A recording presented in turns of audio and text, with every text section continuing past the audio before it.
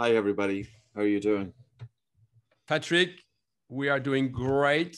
I'm very, very excited to have you. I'm beyond excited. They all know it. So here is my first question for you. I know that for me, the more I study all this, the less I know. And I was wondering, how is it for you? Do you feel like now you feel you've got quite an extensive enough understanding, or the more you delve into the breath, the more you feel, there is so much more to explore? Yeah, there's so much to it. It's really the depth at which we can go with this is so vast, and the application is so vast. If we think of breathing, it's the one function in the human body whereby we can influence all the major disciplines of medicine. We can influence anxiety states, respiratory, sleep, movement, and we can also influence, of course, dentistry. And even for females, female breathing is very much different to male breathing, and this has been known since 1905, but yet nobody has really been putting it out there and talking about it. So the depth to this is huge. So to give you an example, this is the breathing cure, and it's 190,000 words. And I spoke with the publishers in the United States last night. It's too big, and we've taken chapters out of even this one. So, where do you start? Where do you stop? But, this is what's making it exciting. And I think with breathing, the issue with breathing to date is that people have been teaching it according to tradition. Most of us who fall into breathing, we end up going to a particular tradition. We get trained in that. And the teacher of that breathing is telling us, this is my tradition, and I don't want you to do any other tradition. And this is the way to do it. And breathing is a little bit like a religion. That the religion, whatever religion you aspire to, is the correct religion, and all other religions are incorrect. And that's not the way to look at breathing. So with the oxygen advantage, because I wasn't constrained in any way, we could start looking at any techniques which were beneficial. And all breathing techniques have a purpose. But I suppose the main thing is for people to understand what are the techniques actually about. We hear so much information about, you breathe hard and you take these full breaths and you're increasing oxygen uptake in the blood. Is that correct? How are you stimulating the vagus nerve? What should you be doing with your breathing? Breathing is a 24/7 activity. It's not something that we just practice in a studio. And again, coming back to even functional breathing, it's got 3 dimensions. Researchers typically look at breathing from a biochemical point of view, which is focused on carbon dioxide, a biomechanical point of view, which is focused on whether the person is breathing high or breathing low, and resonance frequency, or they look at actually psychophysiological point of view. We look at it from the same 3 perspectives in functional breathing: biochemistry, biomechanical, and resonance frequency. And each one of those tiers has got an application. And we can't focus just on one dimension and sacrifice the other. And I feel what's often happened in particular, traditions is that, say, for example, you go to a yoga studio, and not all yoga instructors are the same, of course, but you could have a yoga instructor who is trained so well in the biomechanics, and he is telling everybody to take these full big breaths. And in the process, he's sacrificing the biochemistry. And he's not paying any attention to whether people are breathing through their nose or mouth. So I think we need to look at breathing. It's simple and it's complex at the same time. And then aside from that, what exercises to upregulate and what exercises to downregulate. And if you have somebody who's already in a sympathetic activation with high sympathetic drive, who's already in a stress state, what should we do with that person? Should we be stressing them out even further to cause a reset? Or should we be down regulating to get a better balance in the autonomic nervous system? So, there's so much to it. And even working with, I suppose I've made loads of mistakes over the years. I've worked for 20 years teaching breathing full time, and I've had about 8,000 people face to face. So you learn a lot from it, but you also make mistakes. And I've made mistakes. I put people into panic attacks. I have increased anxiety phenomenally in some people. And I suppose you learn a lot, because working with people, especially with anxiety and panic disorder, you really realize that if you play with the breath, you can put them the opposite direction to which you're intending. And a lot of these people have an adverse reaction to the feeling of suffocation or air hunger. And many of the exercises that I was working traditionally from a biochemical point of view was all about breathing less air to create a feeling of air hunger. And the premise was that when you create a feeling of air hunger, there's an increased carbon dioxide in the blood. And this in turn is increasing blood flow to the brain and oxygen delivery, which is having a calming effect on the central nervous system. So the idea behind it was good. But in practice, when we were working with some people prone to panic disorder, the air hunger put them into a panic attack. So you want to go slowly. Step back. You want to go progressively, right? You want to go. Yes. Yes. Patrick. That's where we, and there's little traits to it like that. And that's why I think when people are working with the breathing, it can be very powerful. And also for people to understand physiology, I would say in terms of you understand the Bohr effect, understand the oxygen dissociation curve, understand how hemoglobin, which is the protein in the red blood cells, is carrying most oxygen. And oxygen is released from hemoglobin in the presence of carbon dioxide, drop to blood pH, and increased body temperature. And there's other factors as well, because all too often we hear that carbon dioxide is the waste gas. You want to have alkaline blood pH. Hopefully my internet is not acting up here. Nice, good. Apologies if it is. But, there's different myths out there. And I think this is why breathing hasn't caught on, because I practiced breathing 25 years ago. I went into an exam. I was in Dublin and I was nervous going in because I was already in that fight or flight panic mode anyway. And I took a walk, taking these full big breaths in the belief that it was going to calm me down. And I went into the exam hall, totally lightheaded and spaced out. And the book that I read back then was a book called Calm. Now, can you imagine somebody writing a book called Calm and they're encouraging full big breaths in the process, and that's going to make you anything other than feel calm. So breathing hasn't caught on because people weren't getting the benefits from it quickly.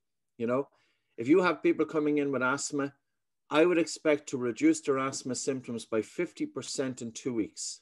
That's what we've always said for 20 years. And we had a money back guarantee as well. In Ireland, when people came to our courses, if they weren't getting the results that they wanted, they could come back for free. And if they didn't, they were entitled to get a discount. And, that's where, so I put my money where my mouth was, and I wasn't overcharging people. And, I think it's important, Alex, is the whole aspect of breathing to come to it from the right place. Yeah. And to realize, yes, that we are limited in our knowledge and there's so much that we do not know. And doctors and science haven't really studied it because there's not so much profit to be made from it. Patrick, I believe that the next 10 years, we will really realize the importance of building this CO2 tolerance for all aspects, whether it's mental disorders, autoimmune disease, all inflammation-related disease. What's interesting is often, and I know your position on it, but often you are put opposite Wim Hof and Wim Hof kinds of breath. And my understanding is with Wim, you are learning how to remove the ceiling. You can do more push-ups, you are no more limits. And I find with your approach, you raise the floor. And athletes, actually, they can have a temporary performance hike. And yes, you can boost the sympathetic and overperform with the Wim Hof method. But with building CO2 tolerance, you are really now changing more fundamentally the conditions for performance, so that when people need to run super fast, they can go in sympathetic, but they have raised the floor, so they start from a higher base. Do you want to comment on that? Because I feel that it's from sport and performance that things might open up. And really, what I want to take on as well, while I'm at it, is really that link between CO2 tolerance, building CO2 tolerance, and mental disorder and dealing with anxiety, if you want to touch that. Sure.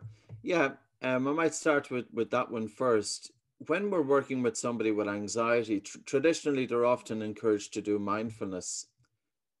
And I feel that mindfulness is the most difficult thing for somebody with anxiety to do. If the mind is racing and you're in a state of emotional turmoil, the last thing that you want to do is focus on your breathing. So we should be giving different breathing exercises to help alter that person's state. And we start off with small breath holds. And we have used small breath holds with people who have had the most tragic life situations. And we have seen good results in helping those individuals.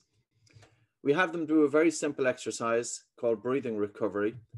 And you take a normal breath in and out through your nose, and you pinch your nose and you hold your breath for 5 seconds. 5, 4, 3, 2, 1. You let go and you breathe in through your nose. You breathe normal for 10 to 15 seconds, and then you hold it again. It's a little bit like box breathing that's often used in the military. But the purpose of doing small breath holds that I described is that you can tailor them according to the person's breathing pattern. And if they have labored breathing, you just have to let the breath hold go a little bit less. So you only do half of their bolt score at that time. Now, what is it doing? We know it's stimulating the vagus nerve, because the vagus nerve is stimulated when we prolong the exhalation. And when you have a normal inhalation and a normal exhalation, and then you do a breath hold, a small breath hold, it's the same as prolonging the exhalation. And this is helping to stimulate the vagus nerve. The neurotransmitter acetylcholine is secreted, and this in turn then is having a calming effect, and the heart rate, for example, is slowing down, etc. It's activating the body's parasympathetic response. Now also, when you do an exhalation and you hold your breath, carbon dioxide increases a little in the blood. And carbon dioxide is a vasodilator. So it's helping to improve blood flow to the brain. Now, also at the same time, with the increase of carbon dioxide, it's causing a right shift of the oxyhemoglobin dissociation curve. So hemoglobin is releasing oxygen more readily. It's known since 1924 that the brain, by regulating breathing, regulates its own excitability. And there is a structure in the brain that's spying on our breathing, and it's reporting its findings to another structure in the brain, the locus coeruleus. When we breathe fast and upper chest, and even if it's just a little bit faster and a little bit upper chest, this information is communicated from the body back to the brain. And the brain is interpreting it that the body is in an unsafe environment. And the brain in turn then is signaling from the brain back to the body based on that information. So we want to tell the brain that the body is actually safe. And we do that not by changing the inhalation. The inhalation doesn't really make all that much difference when we're activating different states. It's all the exhalation. And the inhalation is more sympathetically driven when the vagus nerve is stepping back. And the exhalation is primarily under the control of the parasympathetic response, or the body's relaxation response. So anytime you want to bring the body into relaxation, gently extend the exhalation. However, people in a high state of stress, they can have difficulty following their breathing and extending the exhalation. And this is where small little breath holds can help. So we have them do small breath holds, and even 10 minutes every hour, doing them consistently. So that's one aspect of it. Another aspect with anxiety is desensitizing their reaction to the feeling of air hunger and suffocation by giving them a teaspoon of suffocation. So, oftentimes there's a self-fulfilling link there. The person gets into a little bit of stress and they start to feel air hunger. They start to feel panic. But what do when they feel that? They start breathing harder and faster, and it brings them into a full state of panic. So that adverse alarm reaction that many people with panic disorder have, we can desensitize that by exposing the body to a little CO2.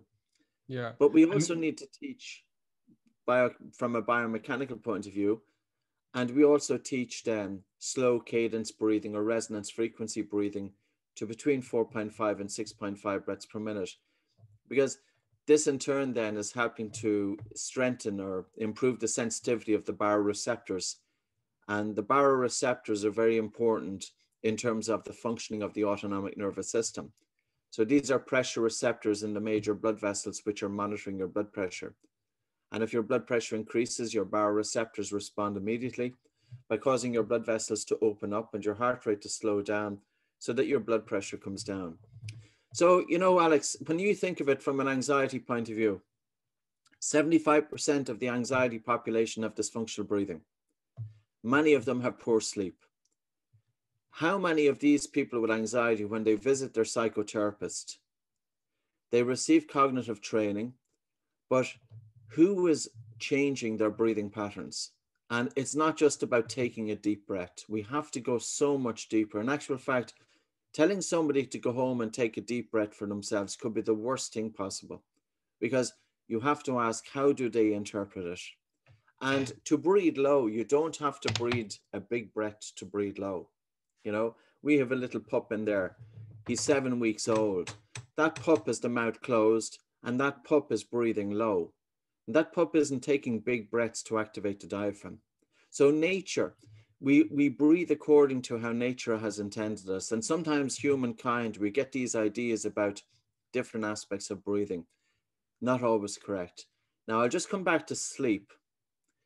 If I was to say one thing that will help the human mind the most, it's quality sleep.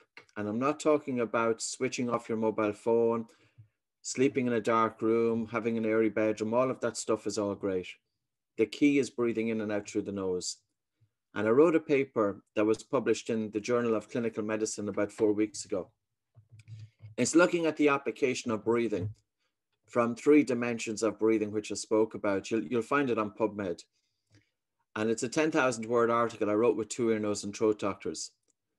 Because if you have somebody with insomnia or heavy snoring or obstructive sleep apnea, it's not likely that they have a calm mind. The foundation in working with anxiety should be sleep. The next pillar I would look at is the biochemistry of breathing.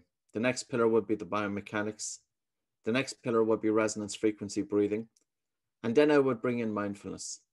In actual fact, I probably wouldn't bring in mindfulness at all, because when we're practicing the breathing exercises, we're focusing on the breath anyway.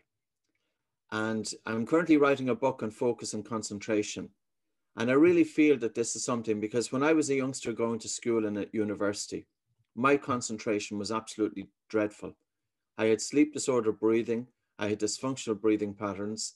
My mind was racing and I was constantly stuck in thought. I was immersed in my head. And for me to get any sort of grade, I had to study for 10 and 12 hours. Now, when we think of what we're doing with children today, we're sending them off to school. Many of these kids have poor sleep. 25 to 50% of the studied childhood population are constant mouth breathers. We're sending these kids into school, and these kids, society is going to tell these kids if they're intelligent or not based on their academic achievement. Society demands that we concentrate, but nobody is teaching us how. And even when I look at books on Amazon, I bought 5 or 6 books on concentration last night or on Sunday night. And I'm just waiting for them to come in, because I'm really wondering, what on earth are they talking about? You know, how can we bring a stillness to the mind? And bear in mind that mindfulness is absolutely wonderful, but it was developed 2,500 years ago. Life is fundamentally different today. And sleep disorder breathing and mouth breathing, I would say, I was going to use the word imagine, but that it's much more common. Our ancestors didn't have so much dysfunctional breathing.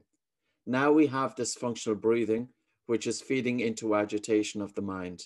If you don't improve sleep, if you don't improve functional breathing patterns, you are not going to bring a calmness to the mind. Talk to people with anxiety and depression. Talk to them. How do they feel when they wake up in the morning? Do they feel waking up alert, or are they waking up feeling absolutely exhausted? And you'll often find that they're waking up exhausted. They cannot get out of their head. They don't have the concentration to focus. They don't have the energy levels to do what they need to do. And if we can't thrive in life and do what we need to function, it's going to cause chronic anxiety, which in turn can lead and contribute to depression. So we need to open it up. We need to open up the box, and medicine shouldn't be just isolated in different pillars. All of these, sections should be talking with each other. Amazing, Patrick. I can't agree more, of course. So really, when we talk about this vagus nerve, you've got both sides. It's sympathetic activation and parasympathetic activation, and we can choose how to activate it and which branch to activate of the vagus nerve. What's wonderful with CO2 tolerance buildup is when you are getting comfortable with it, then all of a sudden, if you have a panic attack, now all of a sudden you develop awareness of, and you're able to, I don't know if you've read The Wedge from Scott Carney, add it to your list.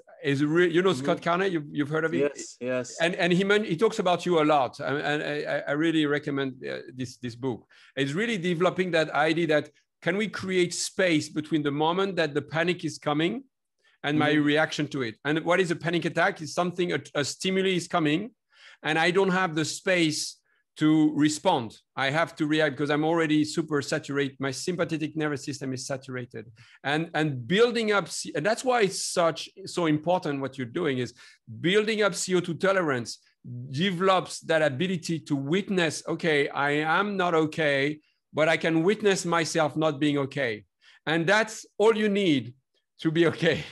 So you are able to, and that's really why from a mental disorder perspective, and also, vagus nerve activation of the parasympathetic, it's reducing inflammation. And one of the students was asking about how do you reduce inflammation? Well, Heart Math Institute and all this idea of coherent breathing that you touched really helps activate that part of the nerve. So we can do both. You can go for the sympathetic activation and the benefits of it, or you can go for the parasympathetic, and it's really two approaches that go to the same place, so Wim Hof and you are going to the same place. It's absolutely the same work, but it's just different branch of the nervous system that gets activated to go to the same place.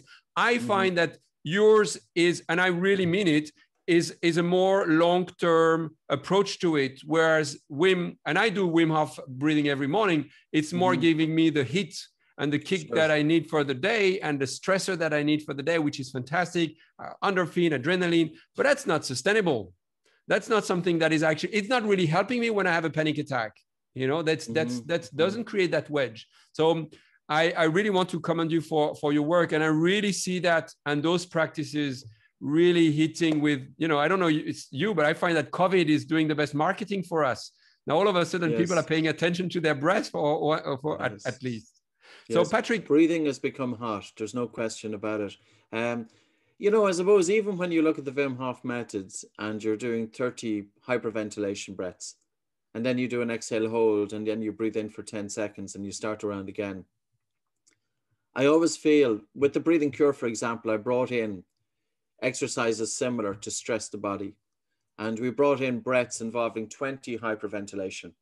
And then exhale, hold until you have involuntary movement of the diaphragm, but then breathe light for 3 minutes. Because with some people, especially the report and feedback that we've got over the years, is that it doesn't suit to be activating somebody's stress response doesn't always suit them. And I think if you stress the body, you need to relax it. If you think of somebody doing physical exercise, there's always a warm up. Then there's the exercise session, but then there's a warm down or a cool down. So even with physical exercise, it's noted that the body, there's a preparation, there's the exercise, and then there's a warm down afterwards or a cool down afterwards. And breathing should be the same. So to go very gentle with the exercise at the start, then go into the stressor, but then at the end, go into the relaxation. So you can bring the body into recovery. And this way, it's almost that you're shaking the autonomic nervous system. You're stressing, you're stimulating the sympathetic response, but you're also bringing the body into recovery. I suppose another aspect I think is people's resilience can be measured to some degree using their BOLT score. It's not perfect, but you were talking about people, say, who are prone to panic disorder. If I have somebody coming into me prone to panic disorder, and if I look at their breathing, what do we normally see? We normally see that they have irregular breathing patterns. They sigh. And I know that some commentators have said that sighing is very good, that you should continue to take these sighing. Look at the people who sigh the most. The people who sigh the most are those people who are teetering on the brink of symptoms all the time. It's not normal for the human being to be sighing regularly throughout the day. One sigh every now and again, no problem at all. But if somebody is coming in repeatedly sighing, it is an alarm bell. And it's an alarm bell that it doesn't take much of a stressor to push them into symptoms. So, you know, when we want to address people with panic disorder, I think we need to be looking at their functional breathing patterns, because we want to improve their ability to cushion whatever life is going to throw at them. You know, it's the person with panic disorder already has dysfunctional breathing, and it's not going to take them much to push them over the edge. We need to improve the regularity of their breathing. We need to improve the speed of their breathing, the amplitude of the breath, where they're breathing, and nose breathing as well. You know, so I think I don't know how, in terms of your instructors, if you're just starting off, you know, just kind of pay attention and observe people's breathing, but don't let them see you do it. Because as soon as you start kind of watching their breath, they'll try and change it. And look at a few things. Look at whether they are breathing in and out through the nose. And observe if they are breathing high in the chest or are they breathing low. But a very important thing to observe for, if there's a natural pause after exhalation. So we should have a natural pause after exhalation. So when the person has a normal exhalation, there should be a cessation in the breath of about 1 to 2 seconds before the person needs to breathe in again. And when you see that natural cessation or natural pause after exhalation, the person has got calm, gentle breathing. It's not that we have to be breathing from one breath into the other. There isn't a natural pause from the inhalation into exhalation. There's no natural pause. It's briefest of the briefest. So you go from the inhalation into the exhalation, and then you have a natural pause, and then you have an inhalation into exhalation. And if you think of all of the emphasis on yoga and the practice of extending the breath holds, all wonderful stuff, but I think it got misinterpreted over the years. And if I was to recommend one book, I would recommend a book called Restoring Prana by Robin Rottenberg. And she's a yoga instructor of 30 years. And she developed chronic fatigue and sleep apnea. And she started practicing light breathing light to improve blood flow and oxygen delivery. And she found it made a significant difference to her. And then she started wondering, well, how come we weren't trained in yoga with this breathing? So she went back to the sutras and she started investigating yoga deeper. And in actual fact, original yoga was not about breathing hard. It was about breathing subtle. So the word subtle was being used all the time. Hard breathing is if you can hear your breathing in a studio. We shouldn't hear our breathing when we are doing light movement or posture or poses. Our breathing should be subtle. And even if that was to be changed, I think the reach would be incredible, because yoga has such an amazing reach for people. And if yoga instructors really understood, and this is not an insult, because when I say this, sometimes people with yoga start giving out to me. Please don't give out to me. I'm only making a point that if yoga instructors knew and understood the physiology of breathing, they would change lives. And they would change lives. They wouldn't need me, because you're talking about breathing in sleep is important. How does the person breathe in sleep? How does the person breathe when they do physical exercise? How does the person breathe during rest? That's the detail where we need to go with breathing. Breathing is not something that you're just doing for the 20 minutes or an hour or 2 hours or whatever in the studio. More important is, how are you breathing outside of it? And I love now the study of the importance of the recovery. People are focused on the practice. Okay, how high can I go? How fast can I go? And I read that and I loved it. Is how quickly can you recover? That's never something that people are interested in. And yes, now all of a sudden, it's Brian McKenzie. I love him. I don't know if you follow him. He's doing amazing work with athletes, and really, again, a big fan of yours in America, working with the breath. And really, he's realizing and putting out there that the importance of the recovery as part of the training, which is rarely the case, you know. Yes, and of course, nose breathing the whole time, etc., all the things that you've touched. Patrick, I know that you are the biggest, people maybe know that you're the biggest drug dealer in the world, selling LSD to everyone around the world. And I say that because I really want to fix for everyone, LSD standing for light, slow, and deep, which is how you should be breathing all the time. So the LSD is a really easy way to remember how to breathe correctly. We had to come up with an acronym that people wouldn't forget, and especially teenagers from the 1990s, they're going to remember that one. Yeah, and breath work, from holotropic breath work, and yes. It's all about getting high on your own supply. Yeah, so you have also your own approach to it. Now, I want to invite questions from the audience, and we have a very special guest, and is Patrick McKeown. He's in our group, and I've added him. He is quite renowned here in Bali as a naturopath. Look, yeah, I have a few questions. With everything that's happening, I wanted to get into exercise, and you already touched actually a little bit on that. And my question was, what forms of exercise or practices do you feel complement?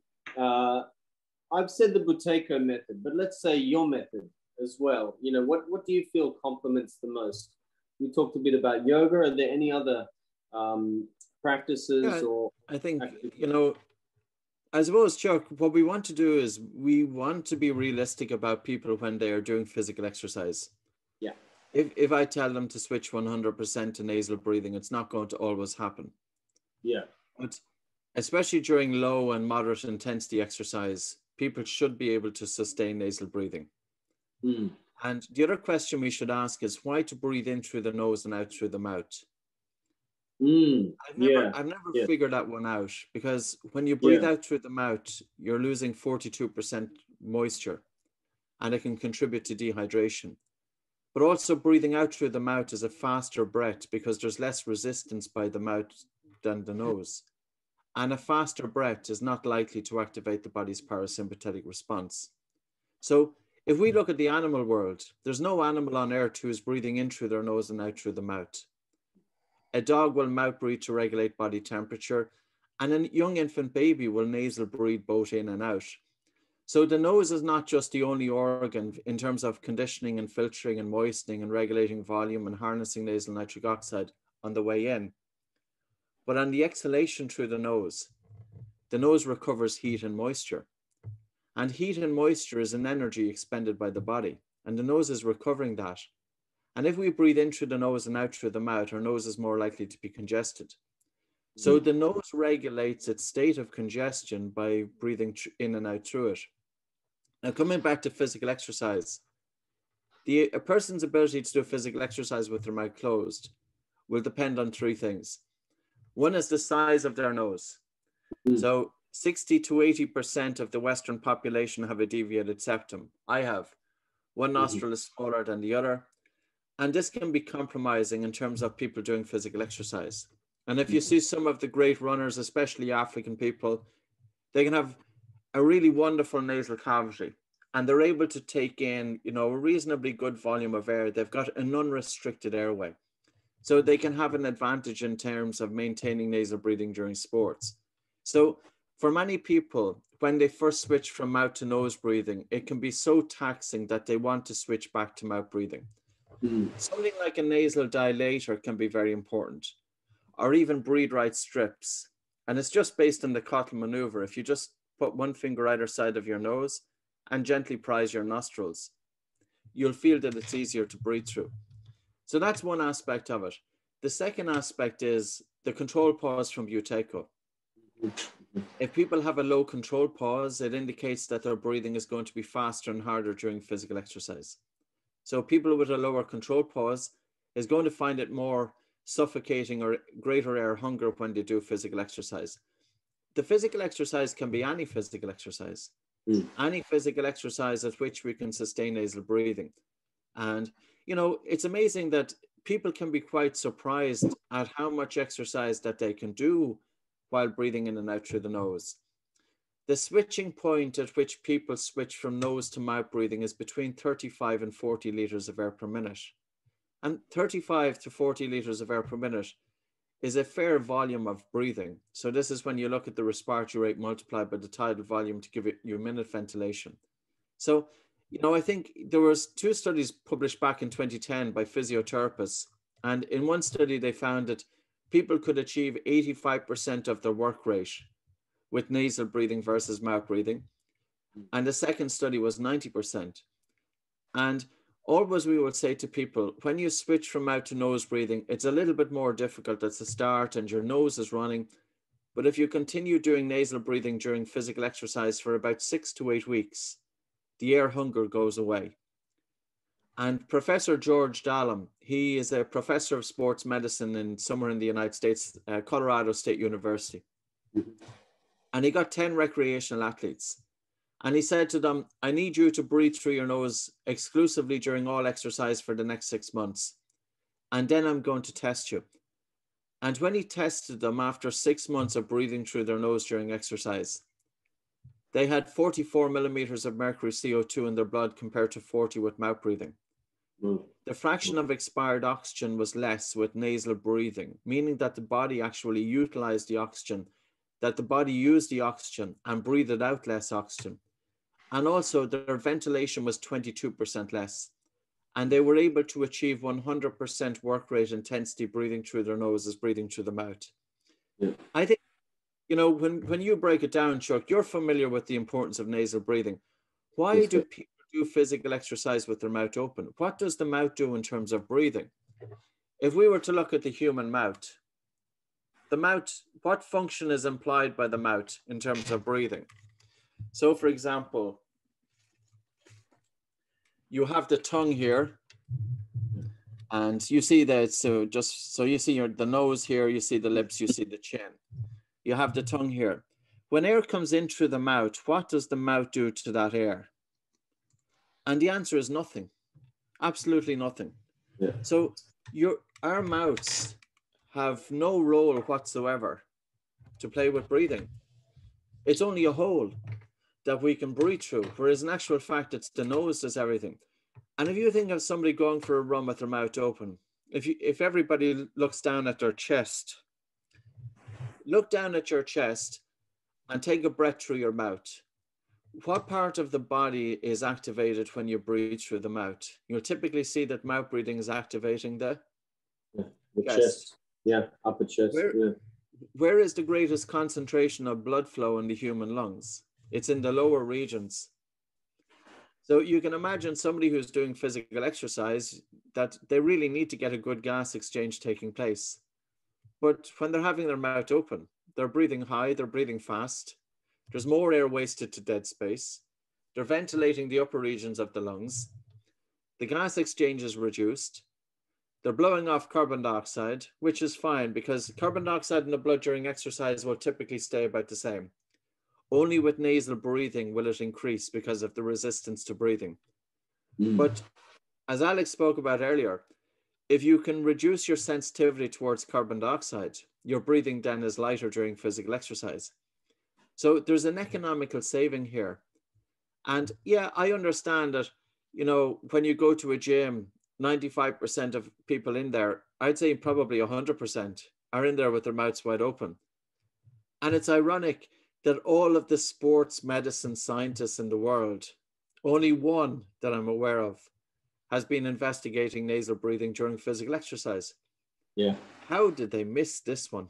How did they miss it? Yeah. So, you know, that's the way it is. And this is, I think I would agree with Alex. Alex is saying 10 years. I actually think breathing now is undergoing a revolution. And I think it started in the year 2020. And something is happening there. Chuck, so just watch that space. Yeah. I'm conscious of wanting a few people to ask questions. You had another question, Chuck? Yeah, well, look, I think it's basically answered, you know, because my other question was going to be, what are your surefire tips on increasing CO2 tolerance? So you basically summed it up, you know, in nose breathing during exercise, but just curious if you breath holding during exercise, like we do, you know, the Buteyko method is always involving breath holding, especially for children. Yeah. And with the oxygen advantage, we brought breath holding into running, but we don't do the hyperventilation beforehand. You wouldn't be able to hyperventilate and do breath holding during physical exercise because you'd have a risk of passing out. But if you just do breath holding during your physical exercise, your carbon dioxide is increasing in the blood. So to reduce the sensitivity towards carbon dioxide, it's slow breathing will help to do it, down to 6 breaths per minute, but without increasing minute ventilation. Nasal breathing during physical exercise, breathing light during rest, and breath holding during physical exercise, and even breath holding during rest. And that will all help to reduce the sensitivity towards carbon dioxide. Yeah, cool. Thank you so much. Thank No you. Yeah, Thank you, Chuck. like when you answer like 5 questions in one. It's amazing. I always have books full of notes when I listen to you, Patrick. Thank you so much. Yeah. Thanks, Chuck. We have next question from Marta. If you want to unmute yourself and ask your question, Marta. Thank you, Chuck. Hello, Patrick. Hi, Marta. I've been studying your books for a long time. Great. So, but I'm a free diver. So we are kind of using these techniques during our trainings. And my question is, you're having a lot of exercises when you're inhale, then exhale, and then hold. Why are you guys not doing it like you're inhale and you hold straight away to work it out the CO2 even stronger? Yeah, even more. I'm not sure if it would be. It's an interesting question. I suppose, Marta, when we do an exhale hold technique, even though we're increasing carbon dioxide, we're also dropping oxygen. So it would be hypercapnic, hypoxic. And if you breathe in and hold your breath, you are creating a hypercapnic effect, but not necessarily a hypoxic effect, or it's more difficult to create a hypoxic effect. I also think that the length of the breath hold is influenced by lung volume. So you could have somebody who's got a small body and they breathe in, a woman, for example, a petite woman, she breathes in and she holds her breath. She doesn't have all that much lung volume. Lung volume is going to influence the length of her breath hold time. And then you've got a bigger guy with a big lung volume and he breathes in and he holds his breath. So lung volume can influence the length of the breath hold. So that's why we've always had exhale hold. I think that's the reason why. So yeah, it's there's probably should be more reasons than that, but there's a couple of reasons there. It's for consistency because everybody is breathing down to functional residual capacity. And it's also to create a stronger hypoxic effect. Because don't you think with exercise, if they're gonna be actually practicing that way, most of us, we are able actually to adjust the capacity of our lungs, because when we're teaching the breath holds during the trainings, we are having the people who are coming and holding the breath first 3 minutes, and then they can hold, even we have 5, 7, 8 minutes, everything, it's about the training. So the people can adjust, I think, their lung capacity towards the feeling that they need to breathe. Yes. No, I would agree. Typically, your breath hold when you breathe in and hold your breath is about double the length of a breath hold after you breathe out. So definitely breathing in and holding the breath, you will be able to hold the breath for longer. Versus the exhalation. Maybe we should be looking at breathing in and holding the breath. I know there's one exercise in the oxygen advantage that we do a breath hold after hyperventilation. But no, you're correct. Normally we do everything on the exhalation and then we hold the breath. And there would be a reason as well. The benefit of holding the breath on the exhalation, nitric oxide is pooling inside the nose. And then when you let go, you're carrying that nitric oxide into the lungs. So that could be another benefit. But then you could say that if you breathe in and hold your breath, more oxygen is passing from the lungs into the blood. So yeah, there's benefits to both. Okay, thank you. Cassandra is next. Thank you, Marta. Cassandra, if you can unmute and ask your question. Hello, Patrick.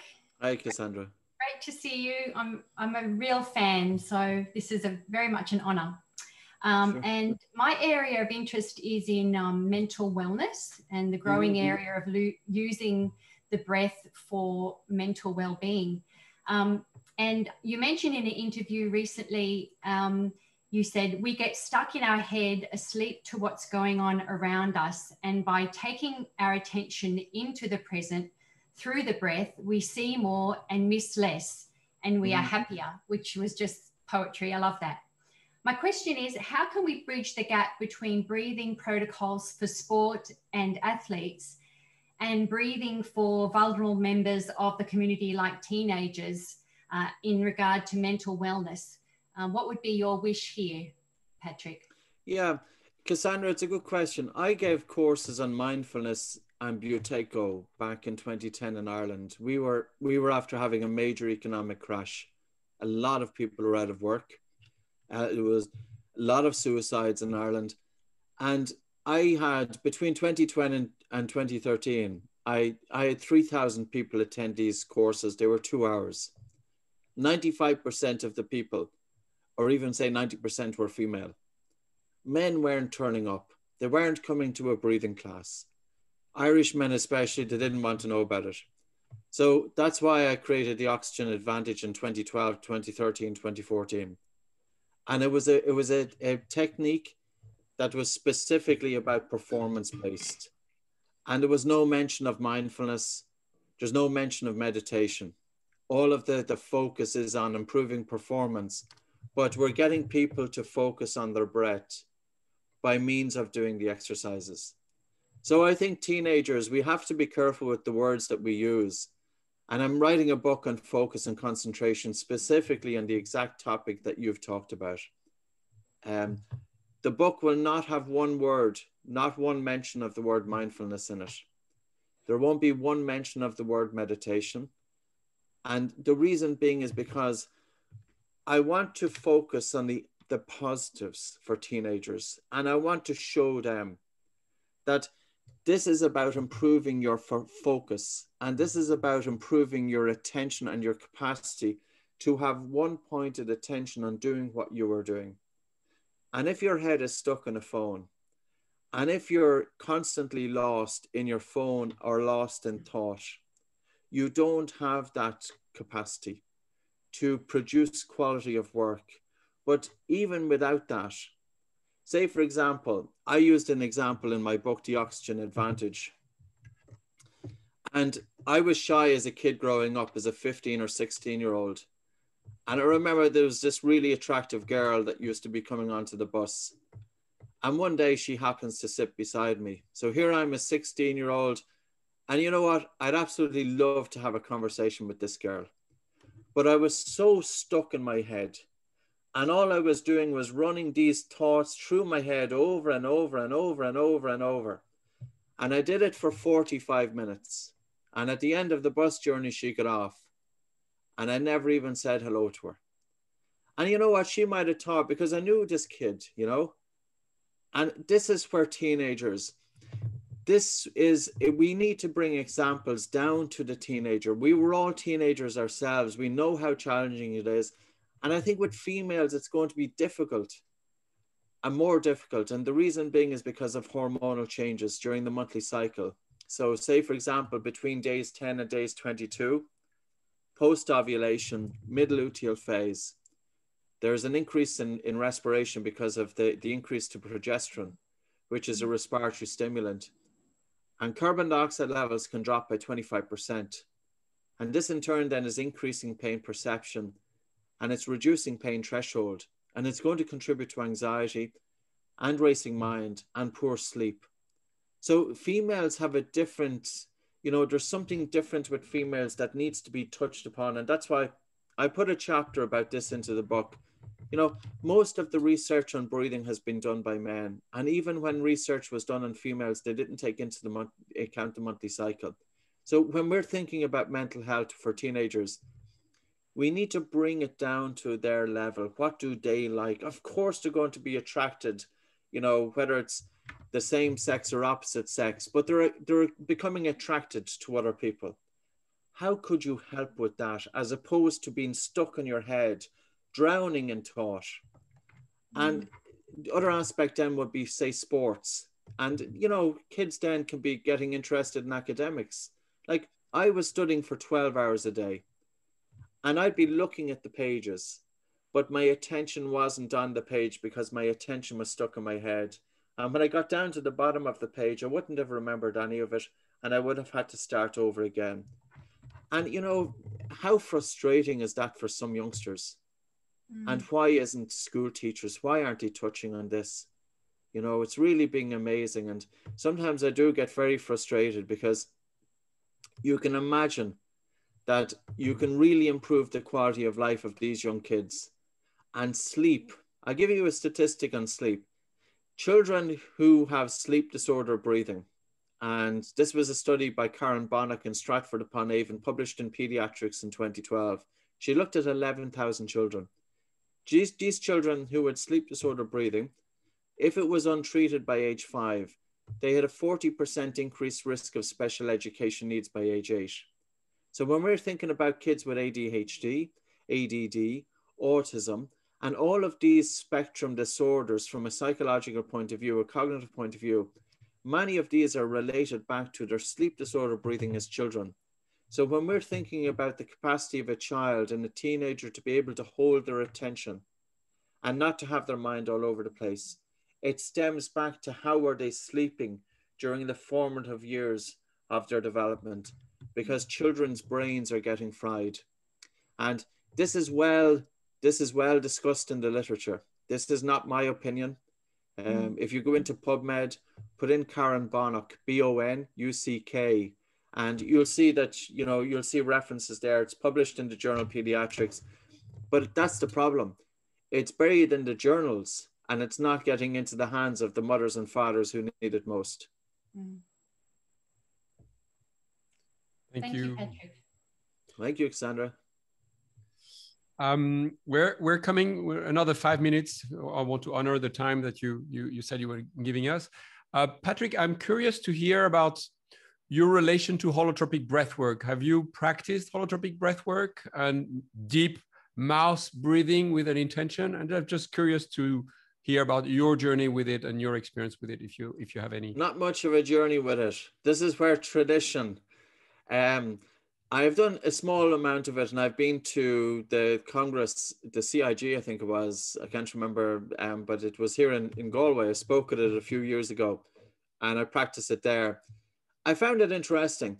I suppose, Alex, I need to feel, you know, what's the reasoning behind it.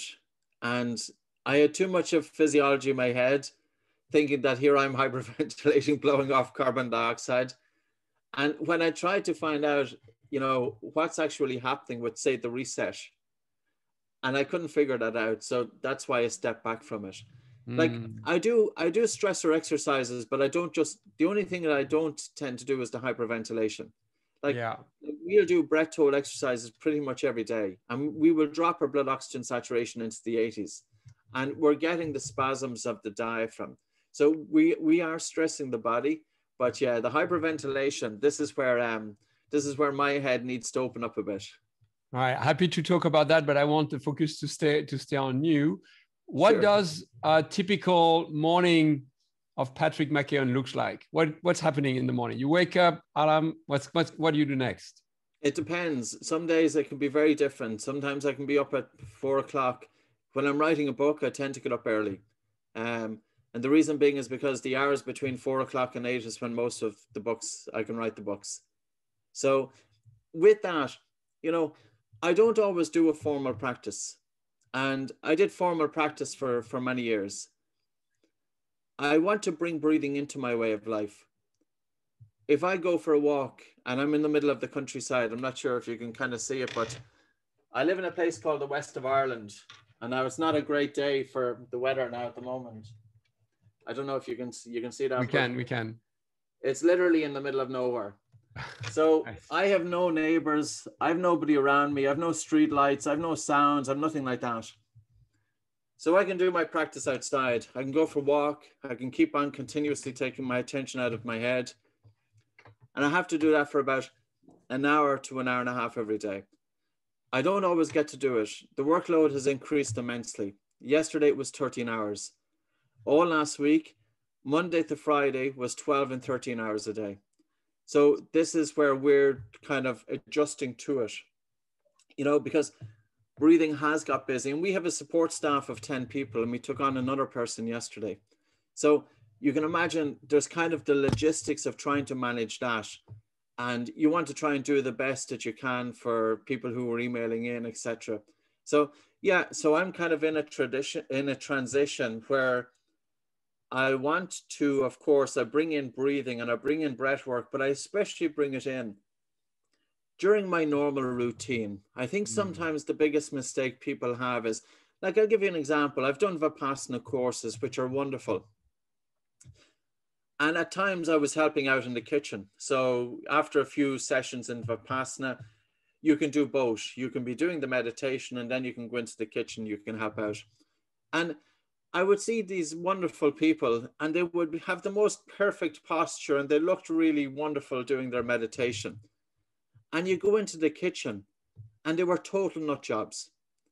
So I often wondered, why didn't they carry that stillness of the mind into their everyday life?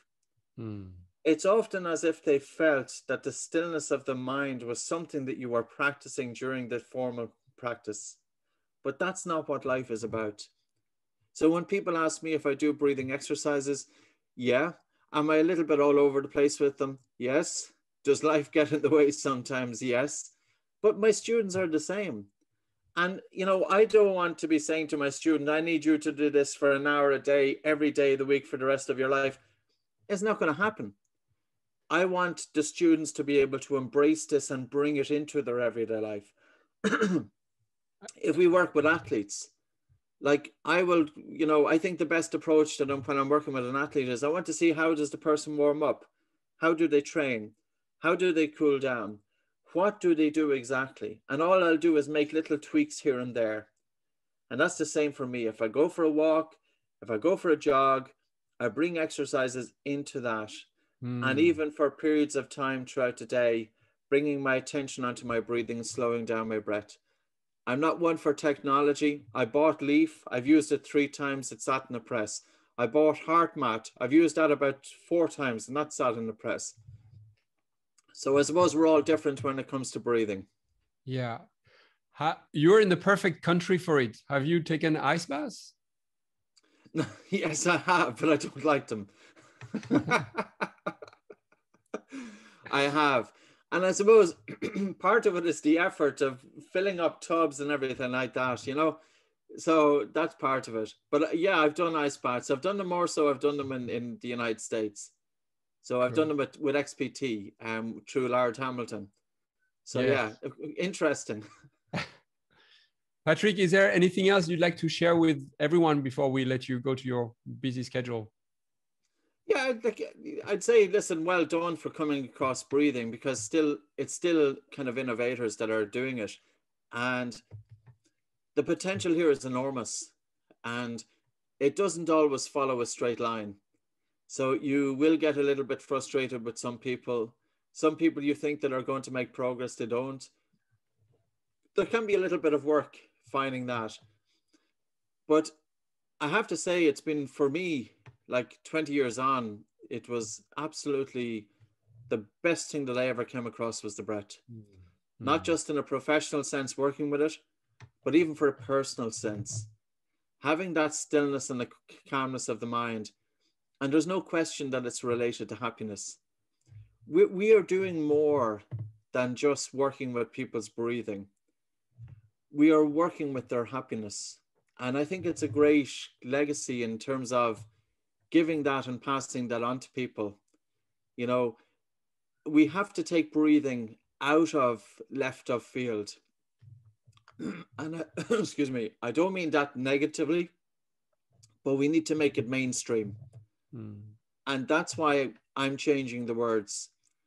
And that's why I'm, you know, Cassandra's question earlier on in terms of teenagers, that's where we need to bring it to. How can we appeal to different groups? You know, what might work for the person who loves yoga is going to be different to the person who loves sport, is going to be different to the person who is a teenager, is going to be different to the child, is going to be different to the parent. And this is where we need to be tailoring breathing to each of those groups. And there's a message there. but it's a tremendous message. It's really an amazing message for bringing that. If I was to say what's the best thing about breathing, it's the capacity to bring space between thoughts. That's the best thing. Yeah. Patrick, thank you so much for your generosity, your time. I will invite everyone to send you one breath. Everybody inhale, hands up. And send some love to Patrick. Stay there. I'm taking a screenshot. Stay. Thank you, Patrick. Thank you very much. Have a wonderful guys. day. And I'll get in touch to get those books over to Bali and make sure we distribute them. All right. Thanks very much. Take care, guys. Thank you, Patrick. Thank you, Patrick. Bye. Bye. Bye. Thank you, Patrick. Thank you, Patrick. Bye-bye. Awesome.